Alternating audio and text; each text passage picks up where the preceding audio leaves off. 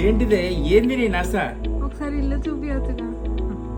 ఇగో నేను మంచిగానే ఉన్నా, మంచిగానే బతుకుతాను. ప్లీజ్ ఒకసారి హోమ్ టూర్ మీది ఇక్కడ చూపియు. మీ ఇల్లుని చూపియవా? చూపించాలి. Home tour. ఇది మా ఇల్లు.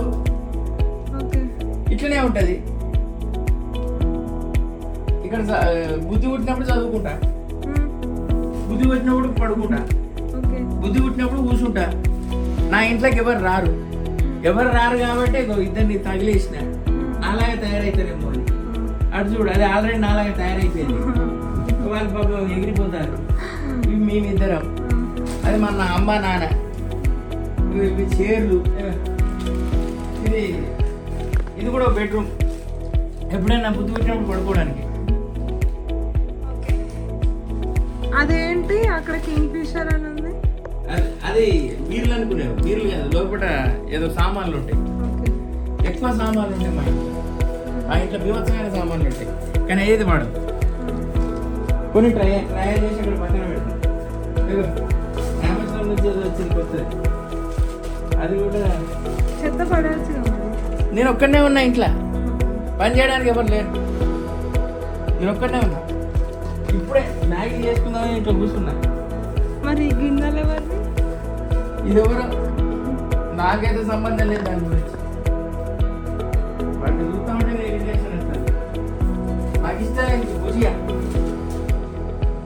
ఆకలినప్పుడల్లా కొంచెం కొంచెం తింటా bhujia. I love this Maggi. Maggi వండుకోవడానికి ప్రెస్టేజ్ నుంచి తీసుకొచ్చిన. అంటే నేను కాదు, మా ఆవిడ కొన్నది అనుకో, నేను వాడుకుంటాను. సీడ్స్ ఉన్నాయి, ఏదో ఉన్నాయి. యాక్చువల్లీ ఏమేమో ఉన్నాయి కానీ ఏమున్నాయో తెలుస్తలేదు. బుద్ధి పెట్టినప్పుడు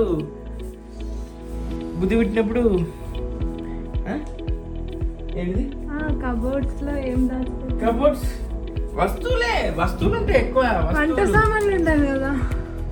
వంట ఎందుకు, ఒక మ్యాగీ భుజియా సరిపోతుంది నాకు. మరి మామికి అందుకే వాళ్ళ ఇంటికి పంపించేసిన. నేను మ్యాగీ భుజియా తింటా అని ఆ ఇంటికి పంపించేసిన. మ్యాగీ భుజియాకి ఇన్ని సామాన్లు ఎందుకు?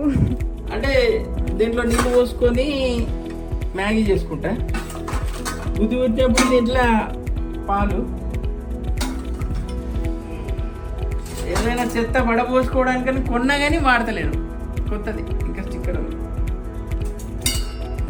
అట్లా వివిధ రకాలుగా ప్లాన్ చేస్తున్నాను. కొత్తగా ఉంటాయి అన్ని.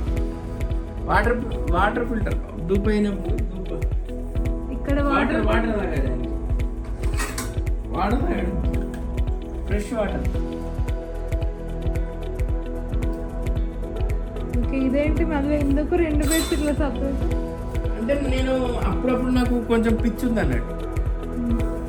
నేను జనరల్గా నాకు నిద్ర వచ్చినప్పుడు కిందనే పడుకుంటా. సో కింద పడుకోవద్దని మా నాన్న ఏం చేసిండంటే ఒక్కొక్క రూమ్లో ఒక్కొక్క బెడ్లు పెట్టాడు. ఆ రూమ్లో ఒక బెడ్, ఈ రూమ్లో ఒక బెడ్. నాకు బతకం ఎక్కువ కదా, కూర్చుంటేప్పుడు ఇక్కడ కూర్చుంటా పడుకోవడానికి. ఇవన్నీ ఏం వస్తువులో నాకు తెలియదు. మరి